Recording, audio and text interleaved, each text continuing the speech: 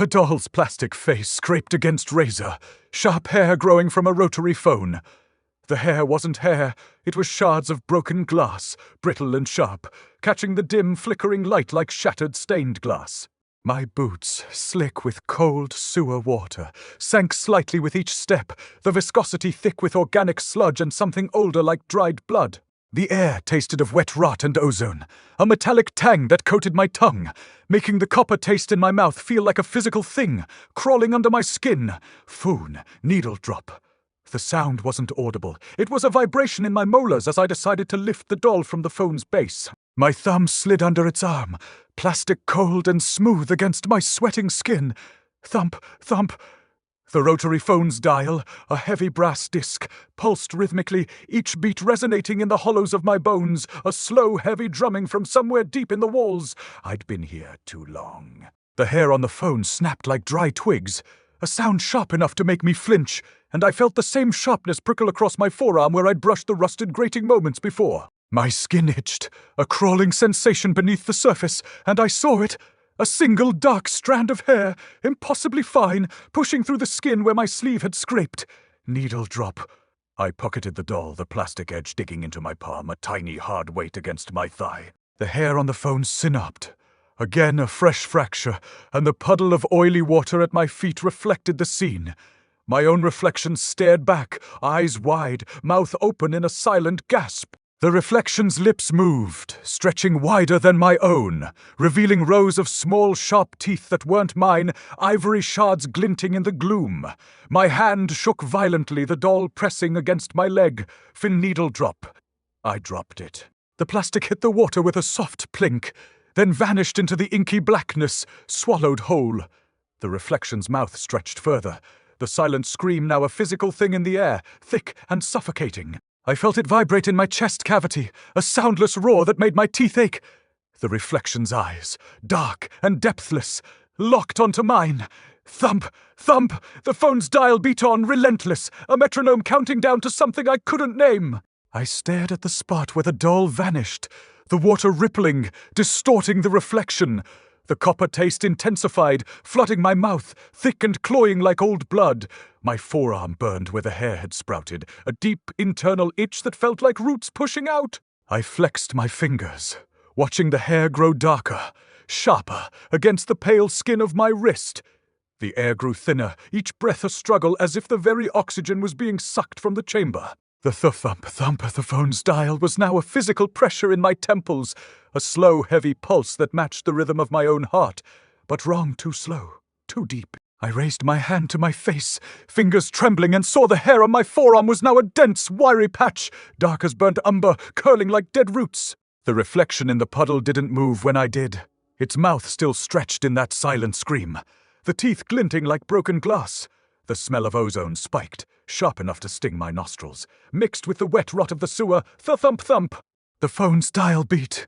I felt the needle drop in my skull as I turned away, my boots scraping the wet concrete, the sound of my own breath ragged and too loud in the suffocating silence. The hair on the phone had stopped snapping. The reflection's mouth was still open. My skin crawled with the taste of copper. The thump-thump, a code in the walls, deeper now, as if the phone wasn't just dialing, it was died beating, and the doll materialized. Not gently, not subtly, but with a sickening thud against the slick concrete. The smell hit me first, tiny salt. Yes, the sharp tang of brine, but layered with something deeper, something rotten, like the gut of a leviathan decaying on the seabed. It clung to the air, a palpable weight, heavier than the humidity, heavier than the dread already pressing down on me. I hadn't moved, hadn't even consciously registered a shift, and yet there it was. The plastic face, chipped and stained, stared up at me with vacant, accusing eyes. The suitcase waited. It hadn't been there a moment before. I was certain now. It sat squat and ominous near the doorway, a rectangle of worn canvas and tarnished brass buckles. It felt wrong. Not just heavy, though it was undeniably so, a leaden burden against the damp air. It felt dense, as if it contained not air and cloth, but compressed stone, a geological secret held captive. The ocean smell emanated from it, a constant, nauseating pulse. I dragged it forward. The classroom stretched before me, a warped parody of learning. Desks, once neatly aligned, were now choked with the wiry, black hair.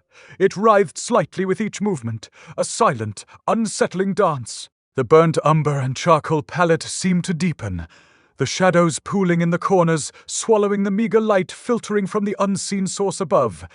Each step I took sent a crack echoing through the chamber, the hair snapping under my boots like brittle twigs. Grinding! The sound slammed into my skull, a brutal, mechanical intrusion. Coffee beans. The distinct, insistent rasp of coffee beans being ground. Absurd. There were no coffee beans here. There couldn't be coffee beans here. My hand went to my temple, pressing against the throbbing ache. The combat drug was doing its work, sharpening my senses, but twisting them into grotesque parodies of perception. The hair tightened around my ankle. A sudden, unexpected tug. I stumbled, the suitcase threatening to pull me off balance. Yanking my leg free, I felt the hair tear. A sharp, stinging sensation. It clung to my scrubs, a dark, insidious tangle.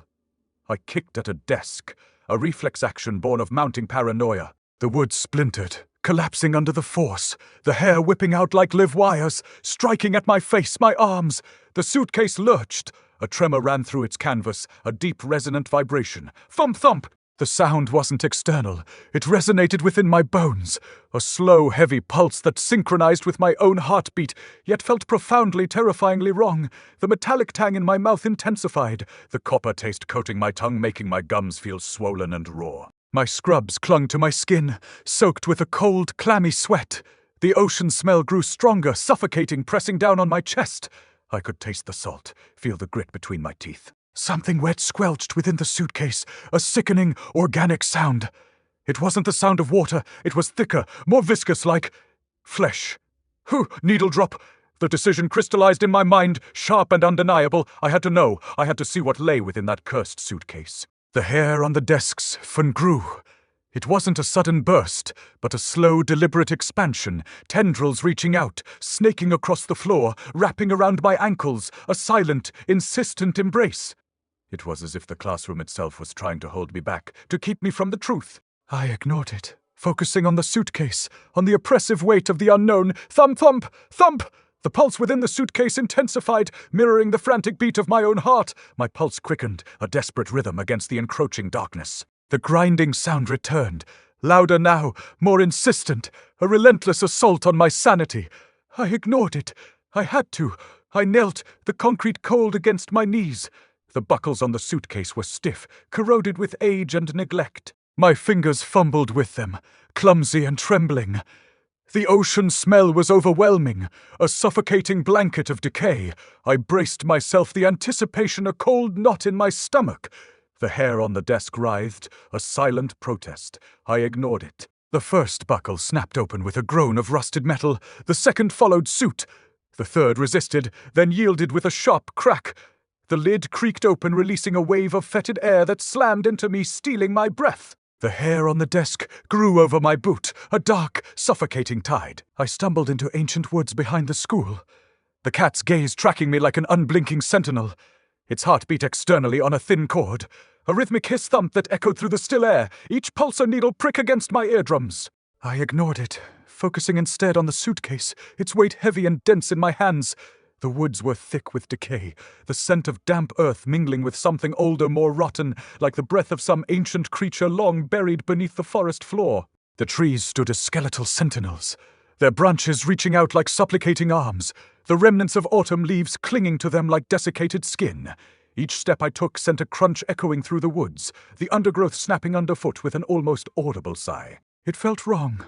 This noise, too loud in the oppressive silence that seemed to swallow even the faintest sounds whole. The hair on my arm stood tall, not from cold but anticipation, as if the forest itself was holding its breath. The cat's hiss, thump echoed again, insistent now, a rhythmic accompaniment to the grinding sound of coffee beans that filled my skull like a relentless tide. I shook my head, trying to dislodge it, but it persisted, growing louder with each step deeper into the woods. The air felt thin here, sharp needles prickling against my lungs as I breathed. The suitcase grew heavier in my arms, its weight threatening to pull me off balance. It was more than just leaden. It felt alive, pulsing with a sickening rhythm that echoed the hiss-thump of the cat's heart. The ocean smell emanating from it was overwhelming now, cloying and suffocating like breathing through a sodden sponge. A sudden silence fell over the woods, abrupt and complete. It wasn't just quiet, it felt twid-wrong, as if all sound had been abruptly swallowed by some unseen force. My ears rang with that absence of noise, my heart pounding in the vacuum left behind. The cat's hiss, thump slowed, becoming a low throb, mirroring my own heartbeat. Ahead lay an ancient stone structure, half reclaimed by nature. The classroom from my dreams. Its walls were choked with ivy, tendrils snaking through cracks like veins beneath skin. Desks huddled within its embrace, their surfaces covered in thick patches of wiry black hair that seemed to writhe and twist even as I watched. The cat's cord pulsed suddenly, a sharp hiss, thump that echoed the rhythm vibrating from deep within the suitcase. It felt familiar somehow, this pulse too familiar for comfort. As if answering some silent call, the desks began to change before my eyes. Their hair grew at an alarming rate, tendrils snaking across the floor like dark, insidious vines. They reached out towards me, a writhing mass of blackness that seemed alive with malicious intent. I stepped back instinctively, but it was too late. They'd already wrapped around my ankles, their grip tight and unyielding. I fought against them, kicking at the desks until wood splintered underfoot. But for every desk destroyed, two more seemed to take its place. Their hair growing ever denser, ever darker. It felt like fighting a tide that was inexorably rising, swallowing everything in its path. The cat's hiss thump echoed again, louder now, insistent against the grinding of coffee beans that filled my skull. I stumbled forward, ignoring the pain as the desk's hair tore at me, sharp and biting like live wires. The suitcase felt heavier than ever, a monumental task to bear amidst this chaos. Suddenly, everything stopped. The growing sound, the hiss, thump of the cat's heart, even the grinding noise in my skull. It was as if time itself had frozen over, leaving behind an eerie stillness that seemed palpable, suffocating. Then, just as abruptly, it started again, but this time there was another rhythm amidst them all. A slow, heavy thump-thump echoed through the classroom, resonating deep within my bones like some primal heartbeat. It felt wrong, profoundly so. Not quite mine yet, too intimate to be anything else. The cat's cord pulsed in time with it, its hiss thump now a secondary echo to this new rhythm. I reached for the suitcase's buckles, fingers trembling as they fumbled over rusted metal. Each click echoed through me like a gunshot, amplifying that awful thump until it felt like my own heart would explode under the strain. The hair on the desks grew thicker still, their grip tightening around my ankles like shackles. With one final buckle undone, I braced myself for whatever horrors lay within. But even prepared as I was, or perhaps because of it, nothing could have readied me for what greeted me when that lid creaked open, a fossilized heart pulsating with an ancient, terrible rhythm. Its surface was smooth and slick beneath my fingers, the color not quite stone, but something denser, more profound. It beat like any living organ might, yet it felt cold as winter's kiss against my skin, frozen in time itself perhaps, or simply dead for so long that life had become alien to its touch. The cat's hiss, thump slowed once more, matching the fossilized heart's rhythm perfectly now. Its cord pulsed visibly, a thin line of dark blood throbbing through it like some obscene lifeline. And as I reached out tentatively towards that beating stone, the needle dropped again. This time, though, there was no sound to accompany it, just an abrupt silence, more profound even than before. A scream formed in my throat, silent and desperate against the crushing weight of that quietude. The cat's heart beat once more into rhythm with the fossilized organ within the suitcase, and then stopped altogether. Its cord went slack suddenly, a lifeless length of rope lying limp upon the classroom floor. And as I stood there, staring at it, stunned by the sudden cessation, something else began to change. The air itself seemed to grow heavier around me, pressing down on my chest like some unseen weight until each breath became labored, painful. The silence screamed louder now than ever before, a cacophony of soundless noise that filled every fiber of my being. It felt like madness was creeping in at the edges, threatening to consume everything I knew and held dear, beginning with my sanity itself, perhaps. And amidst this chaos, one thought stood out above all others. Whatever happened next, it would be far worse than anything we'd faced so far combined tenfold over. As if on cue, a sudden noise shattered that oppressive silence. A wet, slithering sound echoed through the classroom. Something moving within the suitcase itself, perhaps. Or maybe it was coming from outside entirely. Either way, there could no longer be any doubt. Whatever lay hidden beneath those ancient woods awaited us still, and it was not alone. The cat's heart might have stopped beating, but this new presence felt very much alive indeed, and hungry. The fossilized heart pulsed beneath my fingertips like some ancient awakening beast. Its rhythm echoed through me, a heavy thump that shattered the oppressive silence of the classroom with such force it felt as though my very bones resonated in response. Silence shouldn't scream. But this one did, pressing against my chest like an unseen weight until each breath became labored and painful. It was as if every atom within me had been stretched taut, vibrating at a frequency designed to shred my sanity from the inside out. The air around us grew denser still, burnt umber tendrils of it snaking across my skin like writhing shadows cast by unseen flames. The cat's heart pulsed in time with that terrible rhythm now. Hiss, thump, hiss, thump. His cord lay limp upon the classroom floor, a lifeless length of rope save for those twin beats echoing through its dark veins. And then came another sound, wet, slithering movement from within the suitcase itself. It began softly at first, barely audible above the grinding noise that filled my skull like tides pounding against some distant shore. But it grew louder with each passing second, a chorus of clicking, cracking sounds that seemed to echo through every fiber of my being until they became indistinguishable from the thump-thump of the fossilized heart itself. Mechanical insects burst forth from the suitcase's depths, their segmented bodies glinting like obsidian shards in the dim light.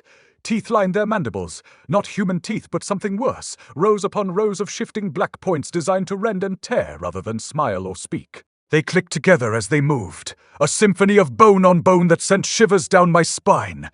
The classroom filled with their subsonic thump-thumps now, each one resonating deep within me until I felt like nothing more than an echo chamber for this chorus of madness. The cat's heart beat faster still, matching the rhythm perfectly. Hiss thump, hiss thump, hiss thump, hiss thump the surreal. One insect clicked onto my ankle bone, its teeth sinking into flesh with a sickening crunch that was somehow audible above all other sounds. Pain exploded through me, but it barely registered amidst this cacophony of noise and sensation. I hacked at the creature with my scalpel, shadows dancing on walls as its body split open beneath the blade. Teeth still snapped in the darkness, though, unseen jaws clicking together like castanets, played by some deranged marionette master. The grinding sound that had filled my skull since entering these woods now seemed to originate from within me instead. Bones ground against one another, cartilage stretched taut until it felt ready to snap under pressure. I ran then, desperation lending speed to my limbs despite the weight of the suitcase pulling at me like an anchor around my neck. The insects clicked closer behind, their movements resonating through every surface they touched. Desks, walls, floor, all seemed alive with that terrible rhythm now. It felt as though I were being pursued not just by creatures but by some malevolent force seeking to consume everything in its path. The forest outside the classroom was thick with wet ash, each breath tasting of burnt parchment and decaying leaves. Trees loomed overhead like skeletal sentinels guarding against escape. Their branches reached out towards me, tendrils of black hair writhing along them as if begging for release from this ancient prison. Thump, thump, thump! The heartbeat echoed through the woods now too, not just inside my head but all around us. It felt like madness was creeping closer with each beat, threatening to consume everything I knew and held dear until there would be nothing left, except that relentless pulse driving me ever onwards. A sudden silence fell again, abrupt and complete save for the grinding of bones within my skull. Then came another noise, a low rumble growing louder by the second, water flowing through unseen pipes deep beneath our feet perhaps, or maybe it was something far worse. Either way, there could be no doubt now that whatever lay hidden beneath these ancient woods awaited us still, and it was not alone. The cat's heart thumped once more in time with this new rhythm, hiss, thump, thump, then stopped altogether.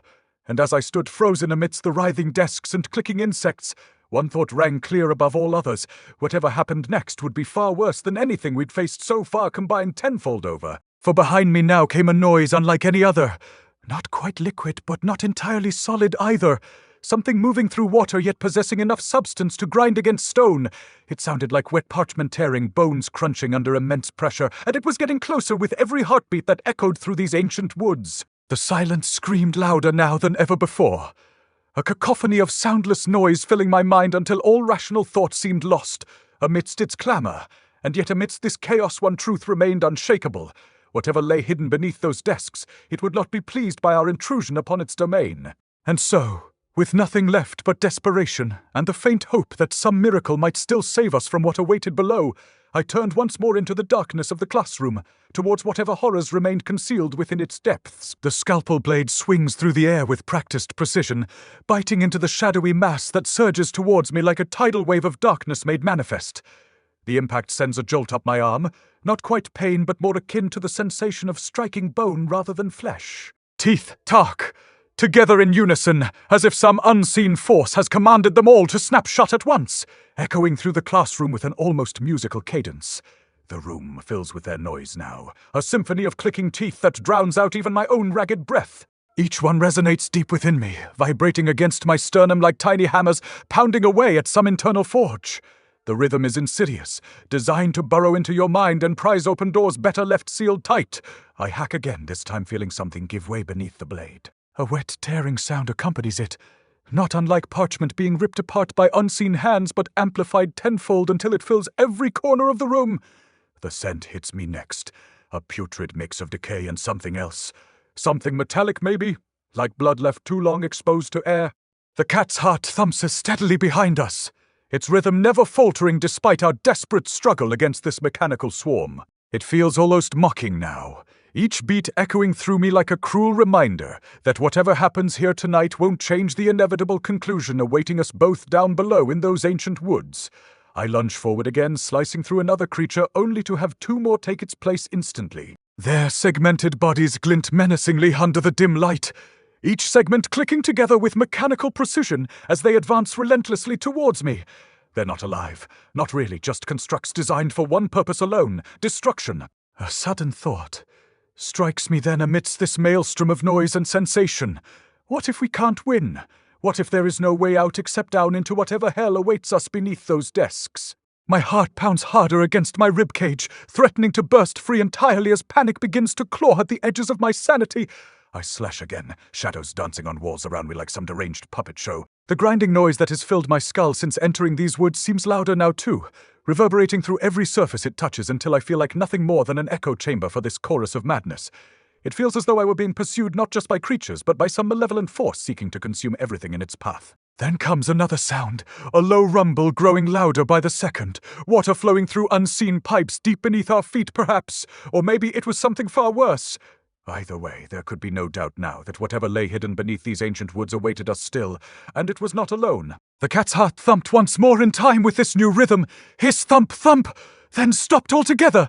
And as I stood frozen amidst the writhing desks and clicking insects, one thought rang clear above all others: whatever happened next would be far worse than anything we'd faced so far combined tenfold over. For behind me now came a noise unlike any other, not quite liquid, but not entirely solid either, something moving through water yet possessing enough substance to grind against stone. It sounded like wet parchment tearing, bones crunching under immense pressure, and it was getting closer with every heartbeat that echoed through these ancient woods. The silence screamed louder now than ever before, a cacophony of soundless noise filling my mind until all rational thought seemed lost amidst its clamor. And yet amidst this chaos one truth remained unshakable. Whatever lay hidden beneath those desks, it would not be pleased by our intrusion upon its domain. And so, with nothing left but desperation, and the faint hope that some miracle might still save us from what awaited below, I turned once more into the darkness of the classroom, towards whatever horrors remained concealed within its depths. The classroom swallowed me whole, not with a rush, but a slow, viscous acceptance. It wasn't the darkness that pressed in, but the should grow third. Desks weren't simply desks anymore. They were burgeoning mounds, slick with a sheen I couldn't quite place, covered in a thick, dark growth that resembled hair, not the fine down of a child, but coarse, wiry strands, the color of burnt umber and charcoal, the same shades clinging to the edges of my vision. The air itself felt thinner, each breath a rasp against my lungs, as if I were trying to draw oxygen from powdered glass. It slapped my face immediately, this hair a wet, clinging caress. The smell wasn't clean, wasn't even simply decay. It was deeper, older. Wet rot, yes, but overlaid with something else. Something vaguely mammalian, like the inside of a forgotten burrow. A phantom grinding began behind my eyes, a relentless churning forced, the sound of coffee beans being forced through a rusted mill. It resonated with the insistent, heavy thump that had been building since I entered these woods, a subterranean pulse threatening to fracture my skull. I needed a weapon, something solid. My gaze locked onto a chair, one relatively untouched by the proliferation. I lunged, grabbing a leg, and ripped it free with a surge of adrenaline. The wood splintered, offering a small, desperate satisfaction. But the hair, it didn't simply thoughtfully to stop. At the desk edges, it flowed, tendrils reaching, and snagged around my wrist the instant I moved. A sticky warmth bloomed against my skin. I snapped the chair leg against the nearest desk, the impact sending a tremor through the room. Thump! A single, resonant beat, amplified by the oppressive silence. The sound felt wrong, disconnected from the physical act. The hair, disturbed by the force, writhed and began to creep up my hand, a slow, deliberate invasion. I pulled, desperate to free myself, but the strands held, tightening their grip. More growth. It wasn't just on the desks now. It was scythe everywhere. Sprouting from the floorboards, clinging to the windowsills, even dusting the cracked plaster of the ceiling. The room was becoming a cocoon, a living, breathing mass of organic darkness. The scent intensified, now laced with something metallic, a faint, coppery tang. Decayed marrow, that's what it smelled like. The marrow of something ancient, something wrong. Thump-thump. Thu.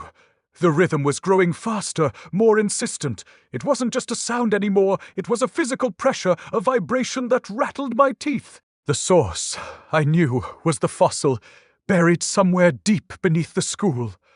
A relic of a time before time, a silent witness to something unspeakable.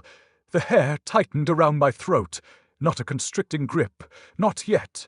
More like a probing, inquisitive touch, testing, evaluating. A needle dropped somewhere within the confines of my skull, a microscopic impact that sent a jolt of icy clarity through my system. A decision had to be made. Cut it, sever the strands before they overwhelmed me. My fingers, clumsy and unresponsive, fumbled for the scalpel. They felt thick, swollen, as if filled with lead. The metal was cold against my skin, a momentary reprieve from the suffocating warmth of the hair. I raised the blade, my hand trembling, and brought it down. The strands parted with a sickening snap, releasing a viscous fluid that splattered across my forearm. But it wasn't enough. The hair, disturbed but not defeated, surged forward, a black tide threatening to engulf me. It wrapped around my wrist, digging into the flesh. A sharp, stinging pain. I glanced down, and my breath hitched. A thin line of crimson was welling up, a blood vessel severed by the relentless pressure. The hair wasn't simply clinging, it was twin-feeding. The mirror was there, always there, like a bruise left by the room itself. A jagged rectangle of fractured silver, its edges ragged with the kind of imperfection that made the world feel sheerer. Even here, I didn't look away. I never did. The glass was my confessor, my witness. The only thing keeping me tethered to the idea that I was still Dwight Arthur Martin's surgeon, not some hollow-eyed maniac clawing at the seams of his own skin, but mirrors were lies. They were always lies. My reflection wasn't screaming, it couldn't be. There was no sound, no air to carry it, no throat to produce it. But the glass trembled, a vibration so deep it made my teeth ache. The image of me, my image, twisted, the features elongating, the mouth stretching into a silent scream. Not a gasp, not a cry. A scream, the kind that lodged itself behind your ribs and never let go. Needle drop. I didn't flinch. The drug in my veins was a cold, sharp thing burning away hesitation like acid. My fingers curled around the edge of the mirror, and the glass gave way with a sound like a wet parchment tearing. Shards fell like rain, not sharp enough to cut. Just enough to draw blood. The droplets hit the floor with a quiet plink, each one a tiny, copper-scented pulse. The air thickened, heavy with the metallic tang of it, the ozone edge of something electric, something gone wrong. I didn't wipe my hand, not yet. The blood was mine, and it was good. A reminder, a proof. The reflection wasn't done screaming. It wasn't done sweet existing. The shards rearranged themselves, not in the glass, but in the hive air, reforming into a distorted, flickering image of me, still screaming, still silent. Its eyes weren't eyes anymore.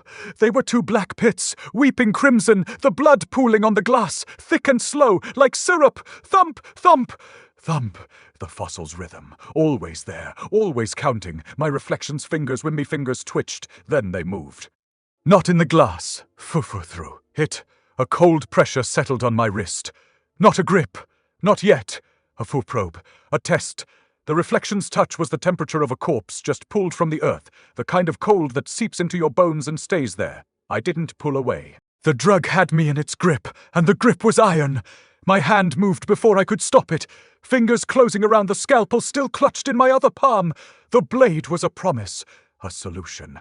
I slashed. The reflection's hand. My hand split open like overripe fruit, the blood spraying in slow motion, each droplet catching the dim light like a ruby. It didn't scream. It didn't need to.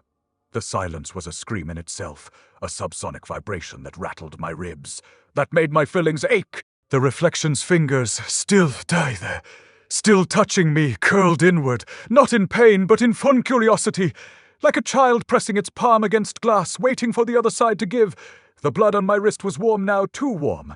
It bubbled not from heat but from something twine-alive. The fossil's thumping grew louder, a drumbeat in my skull, a pulse that wasn't mine. The reflection's fingers flexed against my skin, not pulling, not pushing, waiting. The scalpel was useless. The glass was useless. The blood was useless. I wiped my hand across my face. The copper scent was stronger now, choking me. The reflection's fingers dug in, not nails, not claws. Teeth, not human teeth, not animal. Something older, something that had been buried before time had a name. The mirror wasn't a mirror anymore. It was a port, and it was opening. My fingers grow brittle. A tremor runs up my arm, settling in the bone. A dull ache that feels less like injury and more like calcification. I clench my fist, and a heavy thumped thooth echoes from somewhere deep within my own structure, a resonant vibration that rattles the fillings in my teeth. It isn't the drug. The drug numbs. This is internal. The cat, perched on the spine of a hair-covered desk, watches with an unnerving stillness. Its tiny chest rises and falls. The external heart, a pulsing crimson bead attached by a thread so thin it seems impossible it could sustain life. A morbid pendulum. The scent of wet ash clings to everything.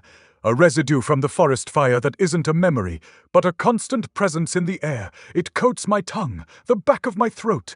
I reach for the surgical thread, spooling it from a chipped ceramic mug. The desks, once smooth varnished wood, are now overgrown with a fine silver hair.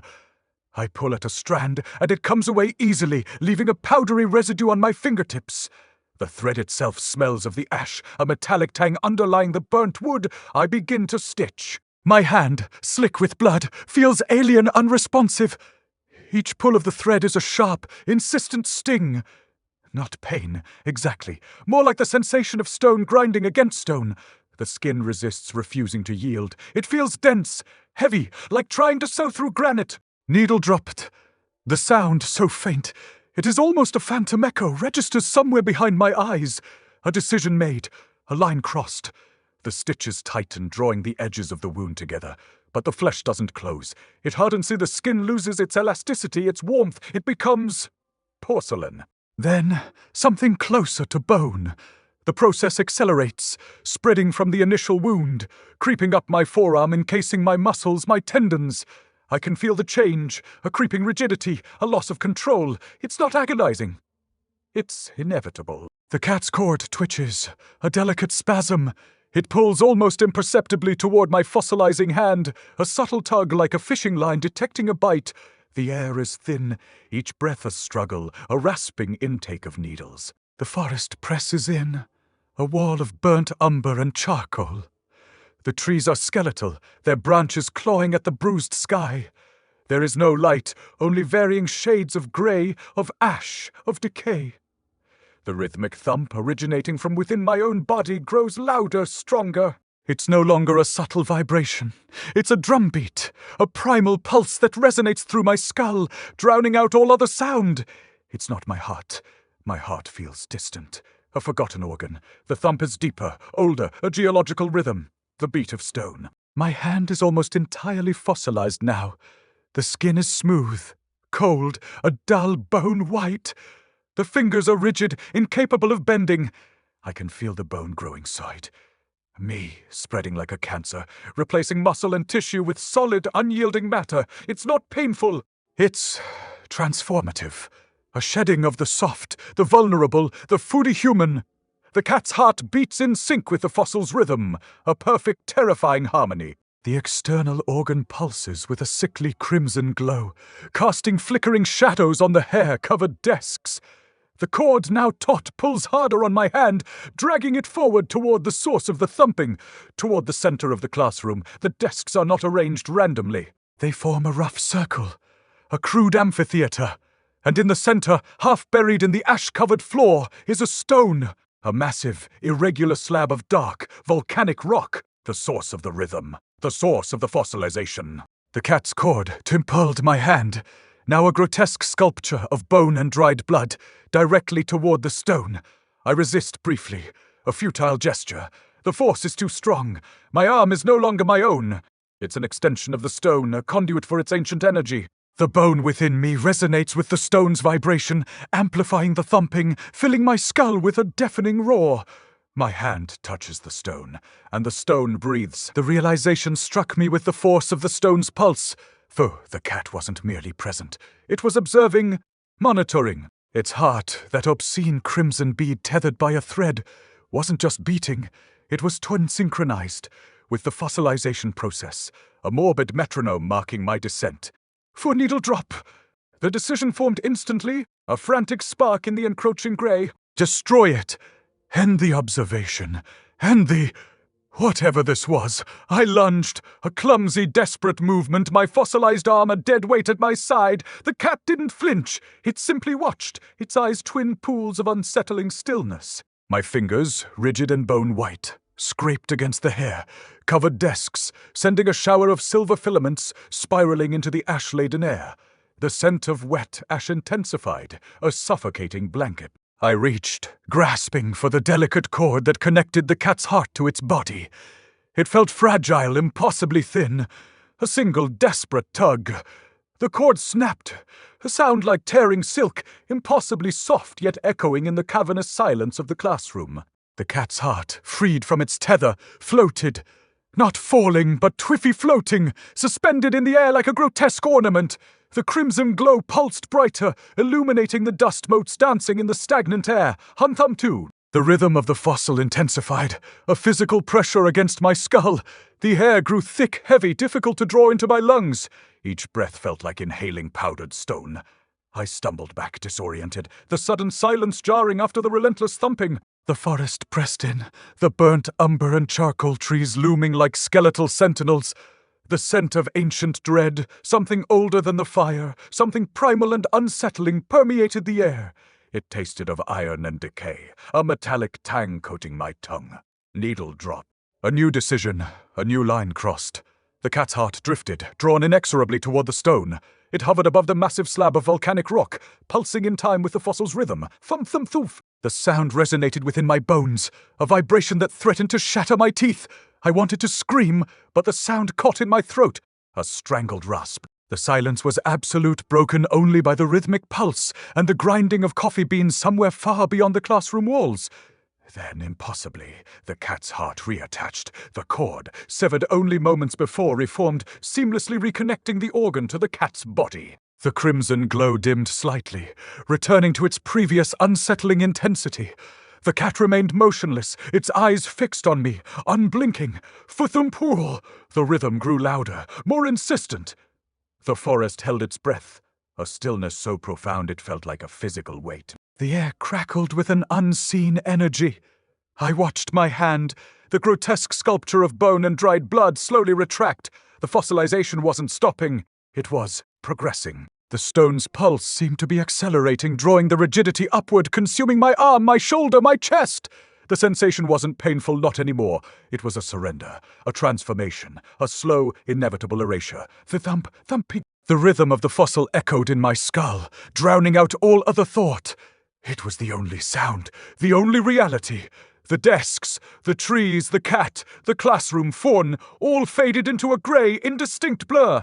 There was only the pulse, only the fossil. And then, a horrifying realization. The cat's heart wasn't just beating footing with the fossil, it was beating furifo. It a second, smaller pulse, superimposed upon the larger geological rhythm. A heartbeat resonating within a stone, a life force contained within a tomb. The forest creaked, a long, mournful sigh that seemed to emanate from the very earth. The air grew colder, the thinness almost unbearable.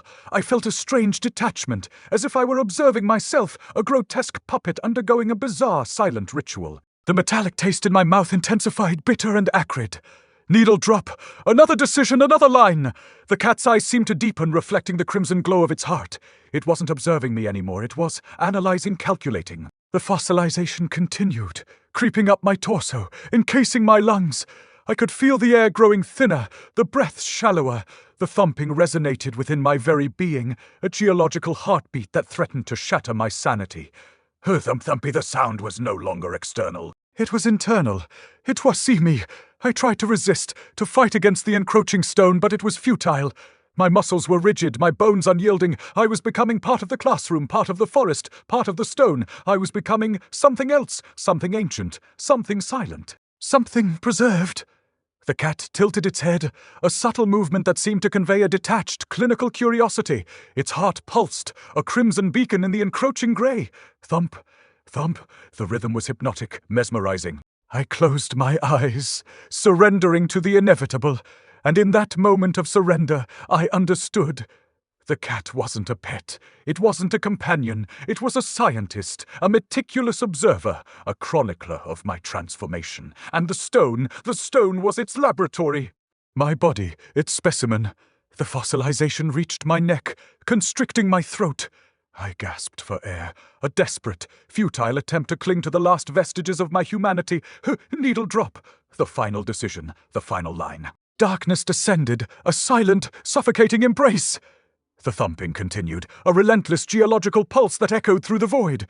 Thump-thumpificenence. A silence so profound it felt like the end of all things. The cat opened its eyes. Its heart beat steadily, resonating with the fossil's rhythm. It turned and walked away, disappearing into the shadows of the forest. The forest held its breath. The classroom stood silent, bathed in the eerie glow of the fossil's pulse. And within the stone, Arthur Martin became a secret, preserved for eternity. I smashed the fossil, not with a fist, but with the heel of my fossilized hand, the bone-white knuckles scraping against the volcanic rock's surface. It feels like striking frozen glass. The crack isn't loud. It's a sound felt in the teeth, a vibration that shatters the air itself. Humpoo doesn't stop. It shatters it, exploding into a wave of sound that rips through the classroom like a physical force. The wave hits the hair-covered desks first. The silver filaments clinging to their surfaces don't just fall, they melt, dissolving into wisps of ash that smell of burnt sugar and ozone. The forest outside the windows doesn't just shatter. It unravels. The burnt umber trees, the charcoal shadows, the skeletal sentinels, everything dissolves into a cascade of fine black dust that hangs in the air, tasting like iron filings and old blood. The mechanical insects, those swarming horrors with human teeth, don't melt, they unravel. Their tiny, clicking bodies dissolve into the same ash, leaving only the faint scent of copper and the ghost of a scream in the air. The cat's heart, suspended in the air. For reactions. For the stone, the severed cord snaps back into place with a sound like a thread pulled taut through ice. Foo-thump, thump-thump, resumes, but now it's deeper, heavier, resonating in my marrow. I feel it in the fossilized rigidity creeping up my neck. My throat is already stone, the air thinner than a hairline fracture. I try to gasp, but only a dry rasp escapes. Like gravel grinding in my windpipe, the forest is gone.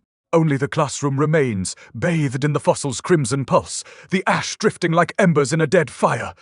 The cat doesn't move. It just watches, its eyes twin pools reflecting the heart's glow. Thump, thump, for rhythm is a hammer against my skull. Needle drop. The decision is made before I can question it.